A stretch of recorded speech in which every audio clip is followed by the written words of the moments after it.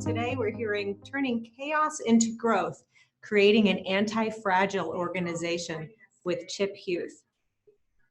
Between our second session today and the ones we had last week, we received more than 1,000 new registrations. So that means a lot of you are here with us for the first time today. And welcome, we're glad to see you. I hope you'll be happy to know that the previous two sessions that we had in this series will be available to you by recording now that you've registered. So we hope you'll take the time to watch those. Later today, you will receive a link to this recording, so you can expect to get an email with that, as well as further details on the presentation we have tomorrow, which is We Are All Doctors, How Outward Mindset Creates Unity in Chaos with Dr. Laura Lambert. Well, that chat feature is just whizzing by. I know we get a lot of people online here. We love to see you participate in the conversation.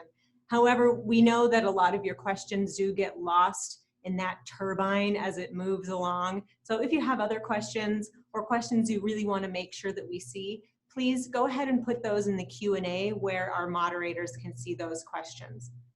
This is also concurrently being broadcast on YouTube. So if you have any technical difficulties, please go ahead and head over to YouTube where you'll be able to watch that outside of the Zoom platform if you have any issues. One of the great things that we've seen in these presentations or throughout both of our webinar series is a lot of social engagement where you're sharing on your social media accounts what you've been learning, pictures of yourself watching the presentation, notes of the things that you've learned. And please, we invite you to continue doing that. It's really great to see. So please share anything that you've learned today using the hashtag outward mindset, so we'll be able to keep track and see what you're getting out of this. It's one of my favorite things to see. For best viewing on this, not everyone will have this option because it is dependent on your internet connection, but while Chip is presenting and concurrently has his PowerPoint up, you should see a black slider bar that will allow you to resize to your preferred orientation. That, like I said, it's going to be dependent on your internet connection, so you may or may not have that capability. If you do, I encourage you to use it so that you can watch it in the way that's best for you. And now I have the unmitigated pleasure of introducing Chip Huth. Some of you know him from his story in The Outward Mindset, an Arbinger's best-selling book, or you may have seen him or learned about him in one of our many trainings or even heard him speak in person. In addition to serving as a senior consultant with Arbinger, Chip Huth has 28 years of law enforcement experience and is the state of Missouri's defensive tactics subject matter expert. Chip is also an accomplished author and former president of the National Law Enforcement Training Center. Chip is an absolute joy to have around, and while I wish I could have him here in this empty studio with me, we all recognize the constraints of that, so Chip has been so kind to join us from his home and dial in to be here with us today. Chip is an absolute joy to be around and to talk to and to listen to, so I hope you all enjoy hearing from Chip today and understand what a good guy Chip is. He does so much in his community and so much to turn the world outward, and I'm so glad that he's here with us. And now, without any further introduction needed, Chip Huth. All right, so welcome to session 3 of Arbinger's webinar series titled Forging Resilience in Chaos. This COVID-19 pandemic is forcing us to radically adapt to new ways of working and interacting with one another, both personally and professionally. I'm not going to attempt to tell you today what you need to be doing in your organizations. My sense is that you are the experts in what you do. Rather, I'm going to share with you some lessons that I have learned about how we show up with others in what we do. Often the difference between success and failure during a crisis boils down to how we understand and execute around our collective responsibilities. So we've titled this series Forging Resilience in Chaos. So I thought I might begin by briefly contrasting order and chaos. One way of thinking about these concepts is to consider that order and chaos are both essential elements of existence. If you think about the Chinese yin and yang symbol, it graphically represents the interplay between these two unseen forces. These forces are woven into the fabric of existence in such a way that we are constantly seeking a balance between the two. Too much order can lead to tyranny, and too much chaos is simply untenable. Clearly, the COVID-19 crisis has tilted us too much into the realm of chaos. which invites anxiety and doubt. While we're striving now to reestablish some order into our lives as we contend with much uncertainty, the way out of our current dilemma is straight through it. There's a seed of chaos in every ordered system, lying in wait for the opportunity to throw a wrench into our best laid plans. Conversely, there's always a seed of order in most chaotic circumstances. And it is within this knowledge, right? It's that knowledge that we have about that seed of order that we can leverage and find what we need to not only survive this pandemic, but to come out the other side stronger for having had the experience. As I said, we titled this series Forging Resilience in Chaos, but I'm of the opinion that resilience is not enough. So with that in mind, that I want to introduce you to the concept of anti-fragility, which was first put forward by the scholar Nassim Taleb. So what do we mean when we use the term anti-fragile to describe a person, system, or an organization? Let's begin by defining anti-fragility by discussing what it is not. Let's think about fragility first.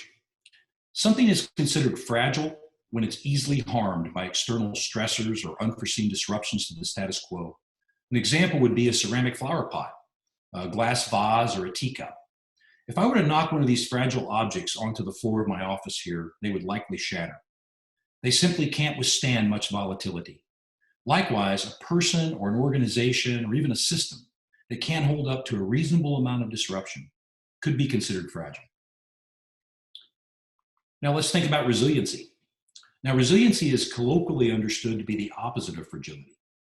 Systems or people who remain relatively unaffected or unaltered by external stressors, they're often characterized as resilient.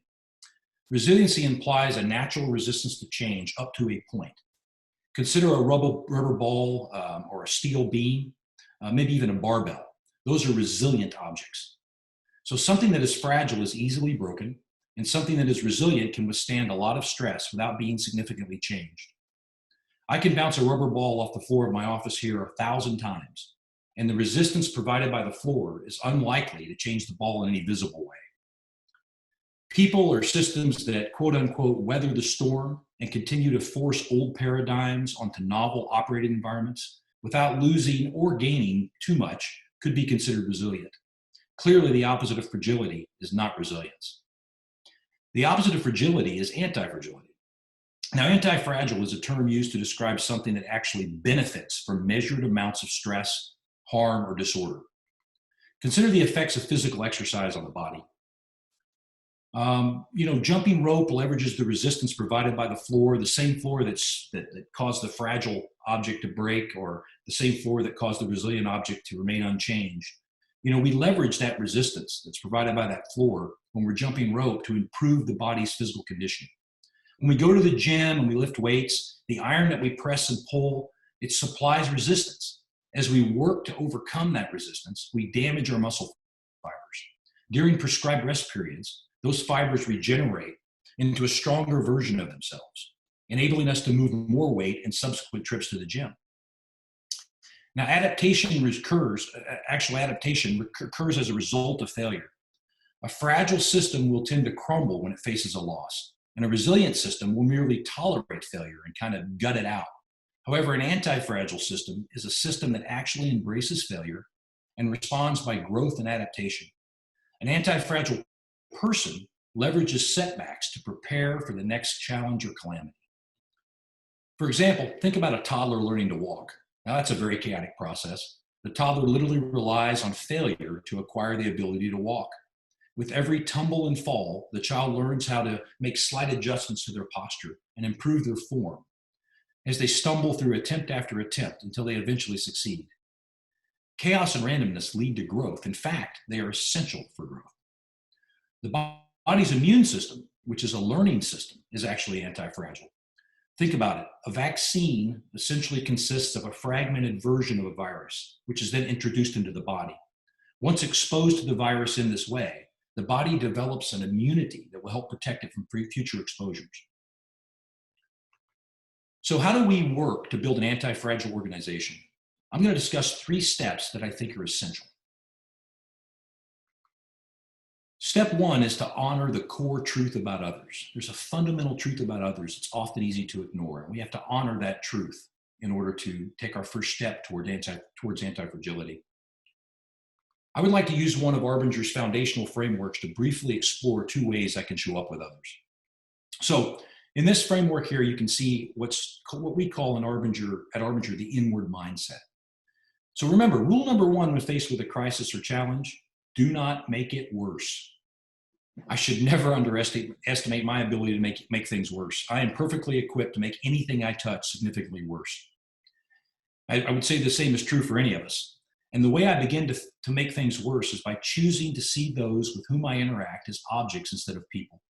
When I enter into this inward mindset way of seeing, you can see that this diagram suggests that I literally wall myself off from others.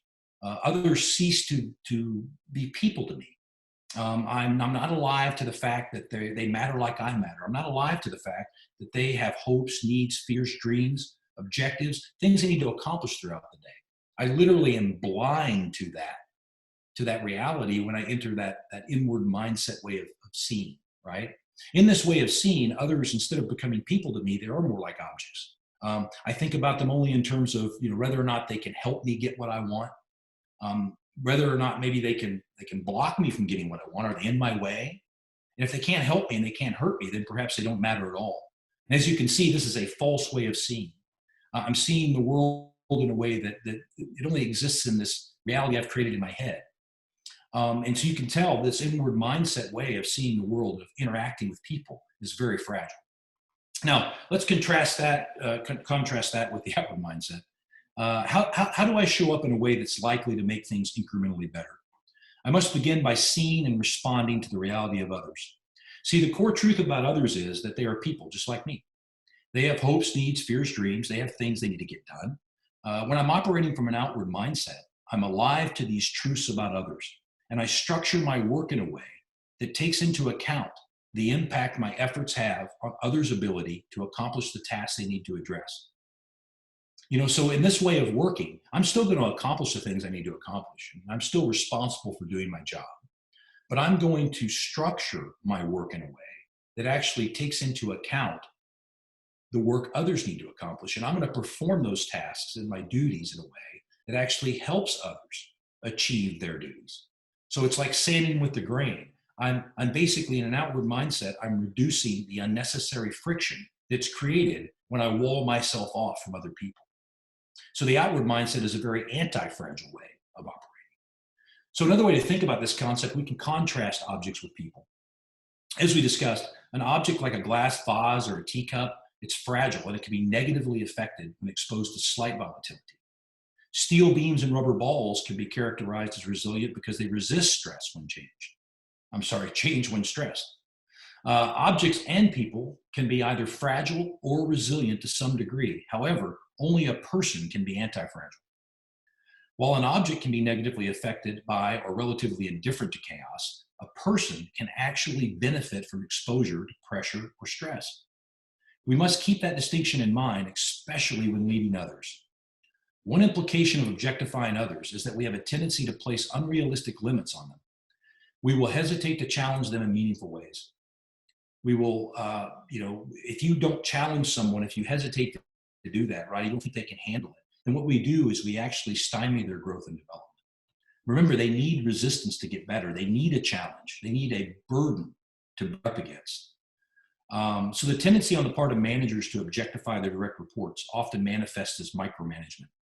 Which that seems logical. From an inward mindset perspective, micromanagement seems logical, because the manager might have the idea that, they have no faith in a person's capability to grow and challenge. But it's obviously a false way of understanding people and their relation to stress.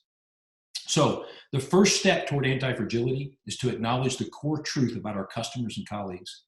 Everyone with whom we interact is a person first before they are anything else. At our most inward moments, we tend to lose sight of this fundamental truth.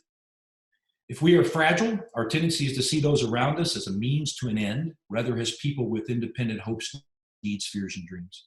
With a fragile mindset, I tend to see others only in terms of how they frustrate my efforts, how they can help me achieve my goals. If they can't help me and they can't hinder me, I will likely see them as irrelevancies. This way of looking at the world is false, and it helps keep me locked in a fragile inward mindset. With an inward mindset, I'm making tactical and strategic decisions and what is essentially a virtual reality that I've created in my own mind. Every decision I make in this virtual reality is fundamentally flawed because it is generated from a false view of the world. The first critical step toward becoming anti-fragile is seeing people as they actually are. People are not a mere means to an end, but an end in and of themselves. So next, we must acknowledge reality and honestly assess our strengths and vulnerabilities. We must carefully distinguish between the things over which we have control and the things over which we do not have control, the things that are simply not up to us. Now, the ancient Stoics, they understood the necessity of this simple act. They worked to divide all experiences into one of two categories: things that are under our control and things that are not under our control. Their philosophy revolved around acceptance of the things over which they had no influence, like the weather, and active effort in the domain of the things they did control. We can't do anything about the rain. However, we can choose to stay inside and read a book or grab an umbrella before heading out. This current crisis is clearly representative of something over which we have little to no control. Obsessing over every news update or press conference isn't likely to do anything but increase our anxiety. What is within our control is how we choose to see others and how we choose to frame the challenges posed by social distancing, remote working, etc.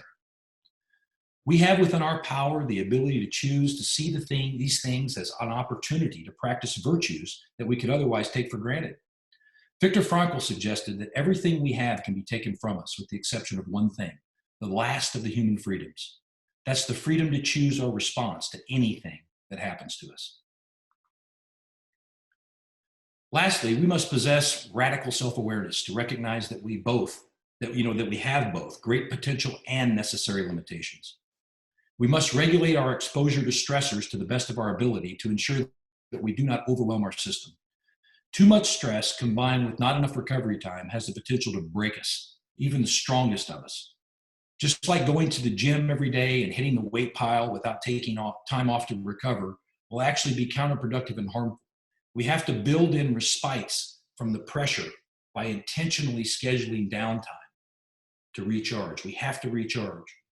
So reading, taking a walk, engaging in non-work related conversations, those things can all help us recharge. Simply taking 5 minutes to focus on our breathing can have a miraculous rejuvenating benefits.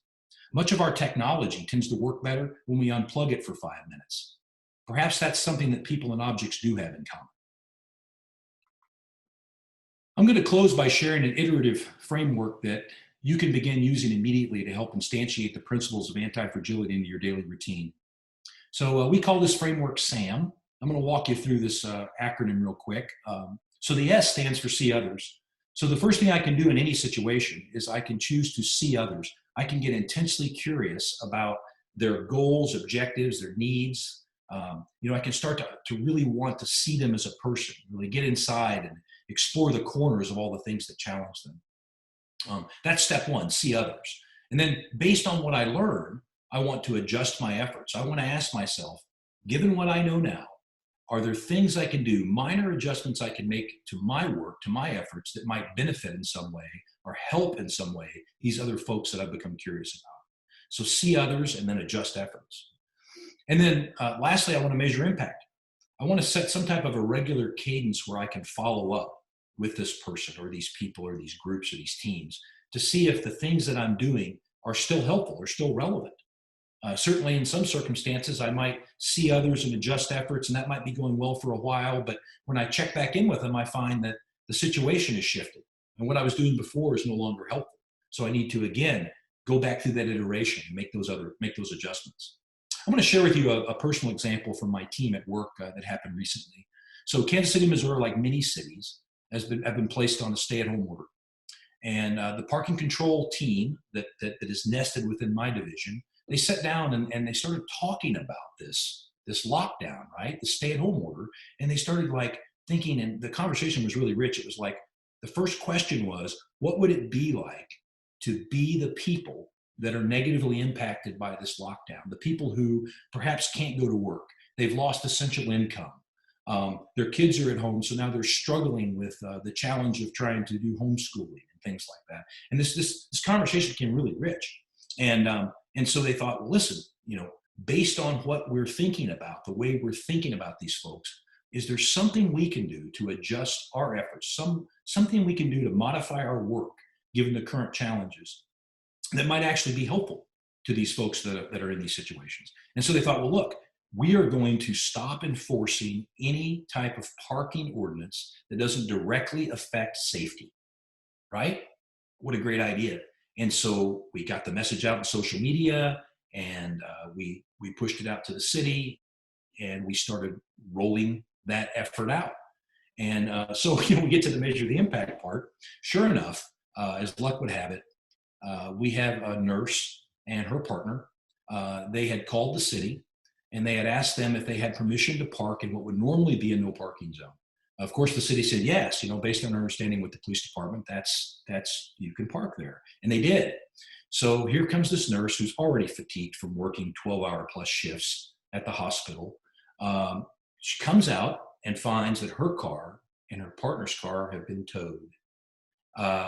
It turns out I did not do a really good job of communicating that we still needed to enforce parking along the rush hour areas, where traffic, people still going to their essential jobs, were flowing at a pretty good pace. And, we had to worry about kids coming out from between the cars and possibly being struck. So we had to enforce those laws, but I didn't communicate that well, right? There was a disconnect. So now we go back through the iteration, see others. What would it be like to be this healthcare provider, right? And to have her and her partner's car towed away. They can't get to work. They're under stress. They're overworked. You start to get a sense of what that might feel like. So then what? Adjust efforts. What do we do? Well, we send a couple team members over. We pick her and her partner up. We drive them out to the tow lot. We void the tickets. We release the cars at no cost to the nurse and her partner, and we get them back on the road, right? Back on, get their life back on track. They shouldn't have to suffer because of my failure to communicate properly, right? Then we contact the city and we recraft the message, push it back out so that people understand they can expect us to enforce those ordinances in those areas. So again, see people, adjust effort, measure impact. You can see how useful that framework might be to you. So how important is it that we find a way to grow during this current crisis? Consider that it is likely we will never go back to business as usual. The current climate is exposing organizations to a level of volatility that will force them to choose between irrelevancy and adaptation. So there's a lot of you, and if you think about the world, right? There's a lot of the world and a little bit of you. You're going to bump up against the world, and it's going to scar you up a bit. Suffering and chaos are inevitable. As I've said before, they are woven into the fabric of existence. It's been said that you can't choose not to suffer, but you can often choose how you suffer. For instance, you can choose to suffer through a regular exercise program, or you can choose to suffer from the effects of poor health. We can suffer from voluntarily exposing ourselves to manageable amounts of stress, or we can suffer from being overwhelmed and crushed when unexpected obstacles appear in our path. Even though this current crisis isn't something to which we voluntarily exposed ourselves, it has nonetheless presented us with the same opportunity to adapt, grow, and reemerge better for having had to contend with it. People and organizations who willingly expose themselves and learn to embrace disorder and chaos, they have a leg up on those that take comfort in routine and predictability. Just as our muscles grow stronger through resistance training, our ability to adapt and improve is predicated on our exposure to resistance. And difficult circumstances and even difficult people provide that resistance. So I'd like to close our session by answering a couple of questions from participants. All right, I think I've done that right. Okay, first question. How do I handle the fear my team is experiencing at the realization that we won't be going back to the old normal? Man, that is a great question. So first off, it's been said there's really only two things that people don't like: the way things are and change. I find that to be true in my job, right? But look, you should create a sense of safety in your team by acknowledging that this situation is full of unknowns. Discuss their concerns openly and honestly. Remind them that while people often say that change is hard, in reality, we change effortlessly all the time. We are literally built for adaptation. Your body shivers when it's too cold and it sweats when it's too hot. We are designed to adapt to changing environments. We're made for it. We don't determine our futures, but we do determine our mindsets, and our mindsets can determine our futures. All right, next question. Can an organization have a strict hierarchy and still be anti-fragile? That's a really good question. So it depends on what you mean by strict. There's a difference between strict and rigid. In order for an organization to be anti-fragile, it must remain agile and adaptive. It's got to be flexible. We work in an environment characterized by complexity, as evidenced by this current crisis. That being said, in some organizations, certainly it's true in mine, there are practical reasons to maintain some bureaucratic structures. It is often a good idea to address issues like span of control, and you got to allow teams to specialize in certain domains. That's important. We can't all be generalists, but the key is for leaders to constantly remind individual teams to consider the impact of their work on other teams within the organization. There are no true silos because we are constantly affecting others in often unseen ways in all that we do. When it comes to giving direction and providing stricter oversight, it is important to remember that people don't primarily respond to what you do. They respond to how they feel they're being seen by you in what you do. So there's an inward and an outward way to maintain good order and discipline in an organization. Okay, I got time for one more question. Let me scroll through here. How can you foster an anti-fragile mindset within yourself? Okay, another great question. So you can begin by working to focus on processes instead of outcomes. You don't ultimately control the outcomes you achieve. There are just too many random variables, but you are generally in control of the processes you employ to achieve those goals. Your processes are within your sphere of control, and the outcomes are outside of your sphere of control. Your physical health is a lag measure of your sleep, your diet, your exercise habits. Your knowledge is a lag measure of your learning habits. You can begin building anti-fragility into your life by active improvement of the systems that you leverage in order to achieve your results. Well, that's all the time we have for today. I'm going to turn you back over to Sarah for the wrap-up. Please stay safe and stay healthy. I sincerely appreciate the gift of your time.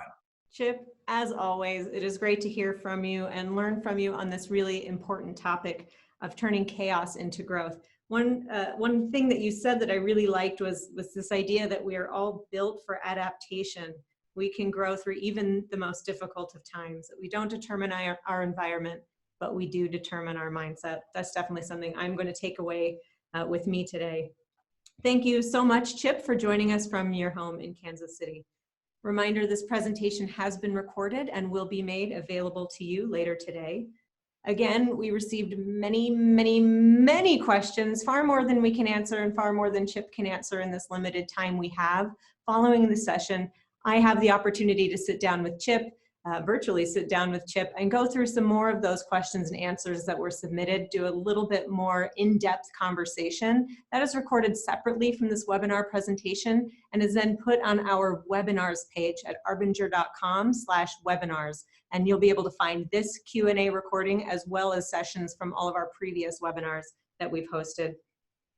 At our last presentation, I announced the availability of our Leading in Crisis workshop, which is delivered virtually on April 14th. This is a 4-hour deep dive workshop with an Arbinger Master Facilitator. Remaining seats for that workshop are very limited, and we still have a few left. So if you are interested in learning more about that, please put your name just in the Q&A section here. That will be the easiest way to let us know that you're interested and would like to learn more about leading in crisis. Alternately, you can email us at info@arbinger.com to express your interest. If you haven't already followed Arbinger on LinkedIn or other social media, we encourage you to do that. We want you to be the first to get announcements of things that we're working on and sharing. We do have some really big news coming up that I'm not allowed to tell you about yet, but I'm really excited, and we will be all over social media celebrating and sharing it with you. So please follow Arbinger everywhere you can find us: Facebook, Instagram, LinkedIn especially.